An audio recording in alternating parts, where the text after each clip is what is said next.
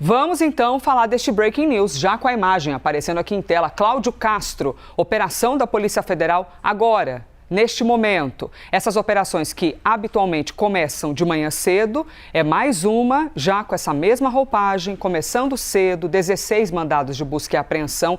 Entre os nomes, a casa do ex-governador do Rio de Janeiro. E aí, fazendo aqui, de maneira breve, um apanhado, é mais uma fase da operação chamada Sem Refino, que investiga fraudes, ilegalidades na concessão de licenças ambientais para uma refinaria.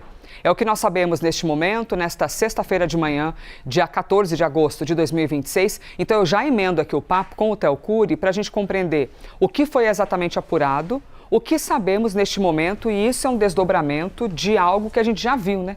Já vimos uma etapa desta operação falando sobre essa refinaria, mas chegar à casa de Cláudio Castro traz uma sensibilidade ainda maior para esse assunto. Theo, bem-vindo. O que nós sabemos de bate-pronto? Bom dia, Elisa. Para você, dia. Ótima sexta-feira para quem acompanha a gente. O que Gustavo Uribe e eu trazemos de informação é que há mandados de busca e apreensão contra o ex-governador do estado do Rio de Janeiro, na casa dele, na cidade do Rio de Janeiro e também em Petrópolis.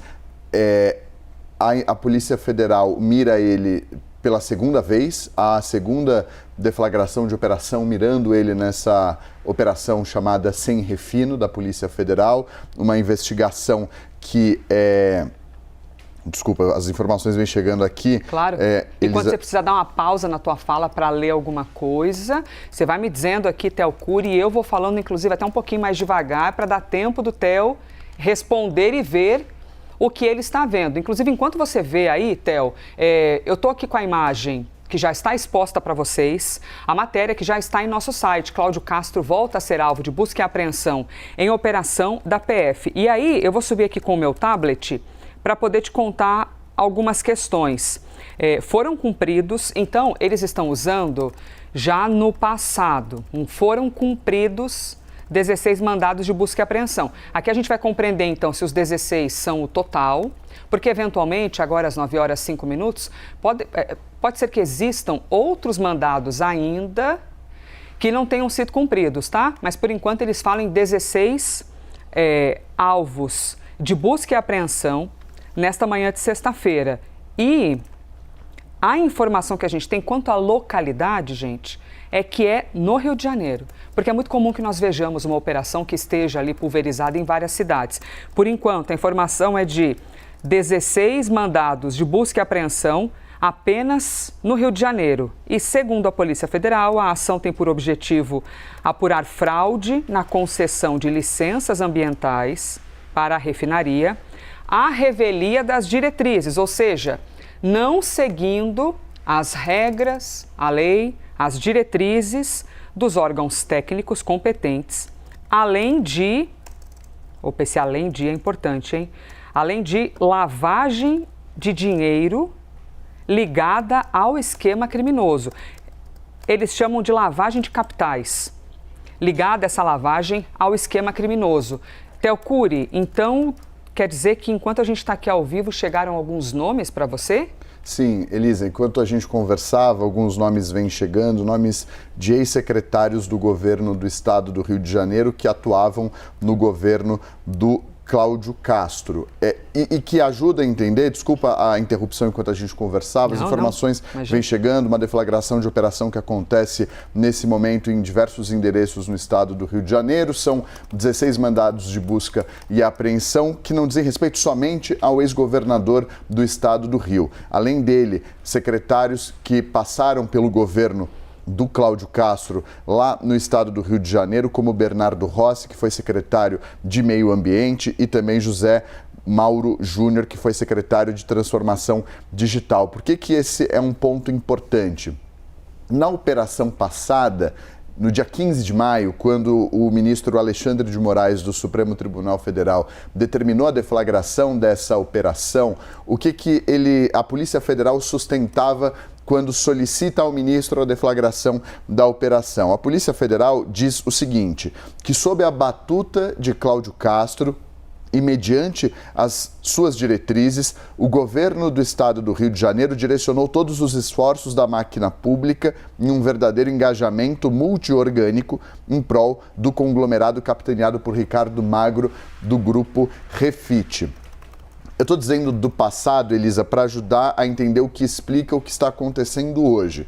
Naquele momento, naquela operação, no dia 15 de maio, a gente está falando de exatos 3 meses atrás, a Polícia Federal dizia o seguinte, que a mobilização do aparato estatal contou com a participação da Secretaria de Estado da Fazenda, da Secretaria de Estado do Meio Ambiente, do Instituto Estadual do Meio Ambiente, da Procuradoria-Geral do Estado, da Secretaria de Estado da Polícia Civil e de outros órgãos do Poder Executivo Fluminense. Então você vê, de fato, uma mobilização do aparato estatal, sob a batuta do governador Cláudio Castro, na ocasião, para atuar em prol dos interesses do Ricardo Magro, do grupo Refit. Eu digo tudo isso porque ajuda a entender o motivo de a investigação de hoje, a operação de hoje, mirar uma série de nomes que lá atrás não estavam sendo alvo dessa operação. Então há um avanço das investigações, isso é importante por quê? Porque a partir do momento que há a deflagração de uma operação,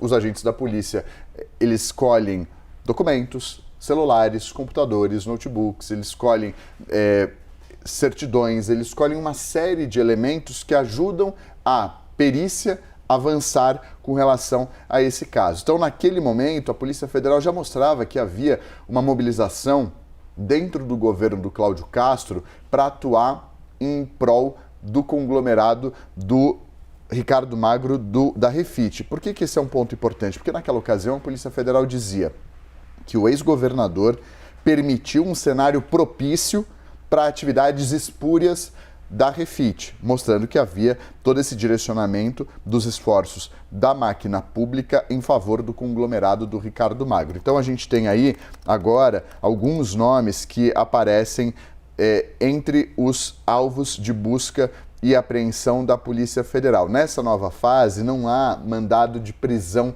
preventiva como houve naquela outra operação, em que o Ricardo Magro foi inclusive colocado na lista de difusão.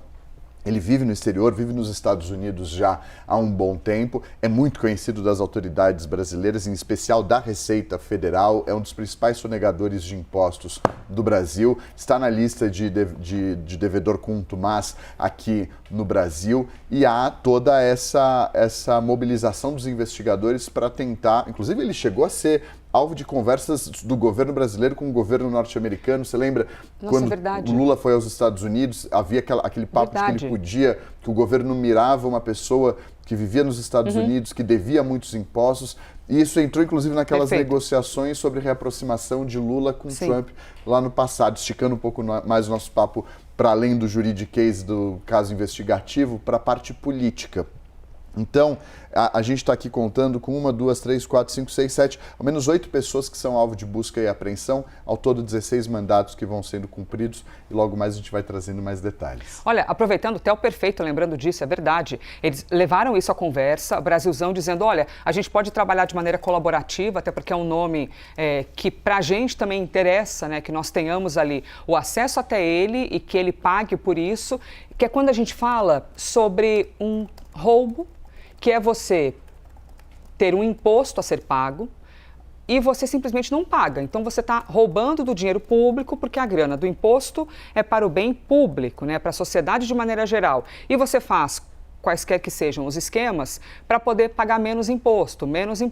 Então, esta figura de Ricardo Magro, a gente está falando de alguém que tem, além de configurar como um dos maiores, vai ter o direito de se defender, né? Sonegadores de impostos do Brasil, tem esse lance da lista da Interpol. E aí eu lembro aqui a vocês o seguinte, nós estávamos, agora é mês 8, né?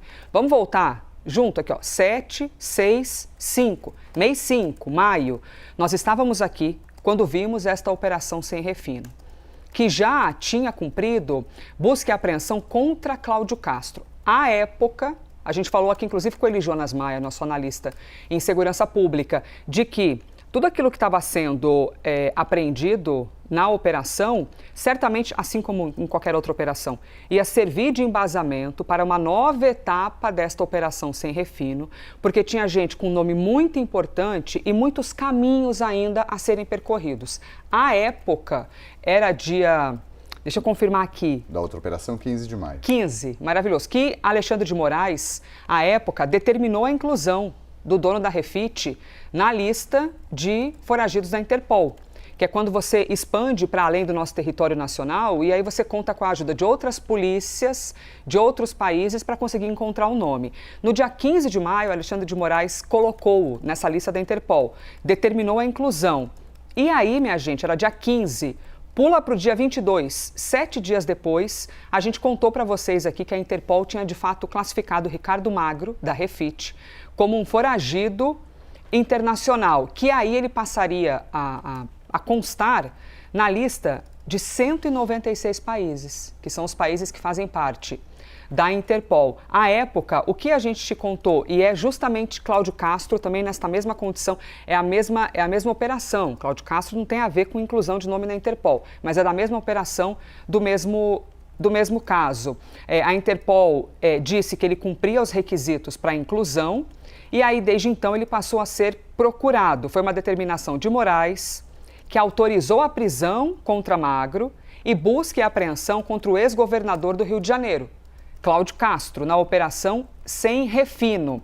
E à época, só para lembrar, ele foi alvo, o Ricardo Magro, porque a sonegação de impostos chegaria a 52 bilhões de reais. E aí, eis que passamos para este dia, hoje, 14 de agosto, com, mais uma vez, uma operação de busca e apreensão contra o governador do Rio de Janeiro e também contra outros 15 nomes. Eu estou na dúvida aqui, Theo, porque a gente fala em 16 nomes, mas 16 já inclui... São 16 mandados de busca e apreensão. Tá. Não necessariamente 16 nomes. Não necessariamente 16 nomes. O que a gente está contando aqui... Porque pode ter endereço diferente, por exemplo, Cláudio Castro, alvo de 2 mandados, um em Petrópolis, um no então, Rio. perfeito. Então, desses 16 já morrem 2 nessa. Sim. Aí sobram outros 14. Então, 1, 2, 3, 4, 5, 6. Ao todo, 7 pessoas que me passaram, que uma fonte da Polícia Federal passa, que são alvos dessa operação deflagrada hoje por determinação do ministro Alexandre de Moraes. Por que o ministro Alexandre de Moraes é o relator desse caso? Por que está com ele essa investigação? Sim. Ela é um desdobramento daquela ADPF das favelas, arguição de descumprimento de preceito fundamental. É um processo que chegou às mãos do ministro Alexandre de Moraes de maneira temporária, uma investigação, uma ação que discutia sobre a atuação da polícia e letalidade, você vai se lembrar, da Polícia Militar do Rio de Janeiro em operações em comunidades do estado. Esse ponto, durante a pandemia do novo coronavírus, foi muito debatido, houve uma suspensão. Luiz Edson Fachin, que hoje preside o Supremo, era o relator desse caso lá no STF. O Supremo tomou uma série de decisões para reduzir a letalidade policial nessas operações. Foi muito questionado pelo Cláudio Castro quando era governador, porque dizia que beneficiava o crime e a atuação das facções criminosas nos principais complexos do estado, a suspensão das operações naquele momento. A despeito disso, houve um consenso no Supremo que, inclusive, o governador do Rio, à época, Cláudio Castro, e o seu governo concordaram também num julgamento conjunto que foi muito notável no Supremo Tribunal Federal. Luiz Edson Fachin assume a presidência do Supremo Tribunal Federal, escolhe quais processos leva com ele. Deixa de levar a DPF das favelas. Como ele sai, ele entra na presidência e Luiz Roberto Barroso sai, Barroso assumiu essa ação. Como o Barroso anunciou que estava se aposentando, esse caso ficou sem relator. Ia ficar com o indicado do presidente Lula que chegasse. O indicado do presidente Lula foi barrado pelo Senado, não chegou ao Supremo, não assumiu o caso. O caso foi redistribuído, caiu com o ministro Alexandre de Moraes. A partir daquela ação, novos fatos foram descobertos, novas informações surgiram. E, a partir daí, ele determinou a abertura de outras frentes de investigação a pedido da Polícia Federal. Estou dizendo tudo isso porque explica e justifica a relatoria do ministro Alexandre de Moraes nesse caso. E a partir do momento que há a menção a uma pessoa com foro por prerrogativa de função, esse caso acaba subindo. Então, no final das contas, a gente tem uma série de desdobramentos a partir dessa ação e é por isso que ela está no gabinete do ministro e é por isso que é ele quem está conduzindo essas apurações da Polícia Federal. Houve a primeira etapa da Sem Refino no dia 15 de maio e agora, 3 meses depois, dia 14 de agosto, a deflagração da segunda fase, mirando novamente o ex-governador do Rio e ex-secretários do seu governo lá no estado.